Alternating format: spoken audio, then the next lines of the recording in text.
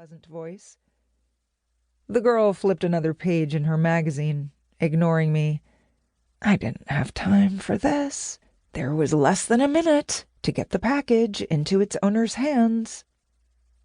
As the girl turned to the next page, my hand darted forward, stopping the page from completing its movement. Slowly and precisely, I said, "Delivery for Miriam." A pair of washed-out blue eyes, rimmed in bright blue eyeliner, lifted to mine. With the disdain only the young could summon, she nodded at a door hidden behind a purple curtain embroidered with black and silver beads. "Thanks." I didn't know why I bothered. The girl had already returned to her magazine. I moved as quickly as I could, without running through the store.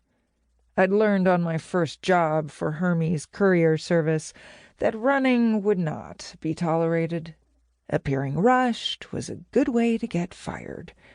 I needed this job a lot more than it needed me, so that meant I was stuck moving at a snail's pace when every ounce of me screamed for speed. The curtain led to a staff room complete with fridge, microwave, and laminate table. Even with a time constraint, I couldn't help blinking dumbly at the blonde seated at the table calmly flipping cards. Not what I had expected of a store owned by someone belonging to the coven. It was even less expected to find the proprietor playing what looked to be solitaire. "Miriam?" "Yes." "I have a delivery for you?" I stepped forward and pulled the phone from my pocket. With a swipe of my fingers, I pulled up the delivery verification app and held the device out to her. She rested her forefinger lightly on the screen until it beeped. Before sliding it back in my pocket, I glanced down to make sure it said confirmed. Even more important, the word still showed green. It meant I'd made it in under deadline. If I hadn't, it would have turned red, and I'd have been screwed. "You cut it close," Miriam said, already turning back to her game.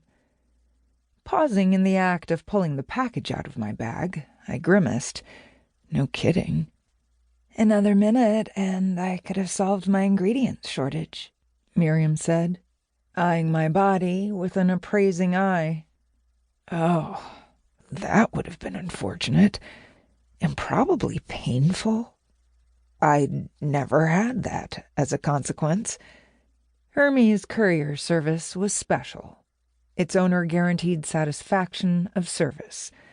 Things like merchandise reaching its intended destination in one piece, and more importantly, on time. Failure resulted in a penalty clause kicking in, usually at the client's discretion. This was normally something simple, like working as unpaid help for a predetermined length of time, but the penalty could be anything the employer wanted. The more expensive the job, the nastier the penalty. I'd never been late, so I hadn't bothered to inquire about this job's penalty clause. I may have also been more interested in the money. "Right," I eventually said, handing over the small package. It was no bigger than a deck of cards, and wrapped in brown paper and tied with red twine. As always, I had no idea what was in it. The witch set down her cards and took the package from me. Dressed in jeans and a bright yellow shirt, Miriam was different in almost every way from the girl watching the front counter, except for the color of her hair. Miriam's makeup was done with a light hand and flattered her large green eyes. If I met her at a bar one evening, I would have assumed she was a young professional, only a couple of years out of college with a normal job. Something like a graphic designer. Of the two, the girl out front seemed more likely to be a witch. "Not all of us embrace the human's depiction of us," Miriam said. I shifted back and eyed the witch warily. Miriam looked up from her game with a sardonic lift of her eyebrow. "I didn't read your mind, if that's what you're thinking." Since that's exactly what I was thinking,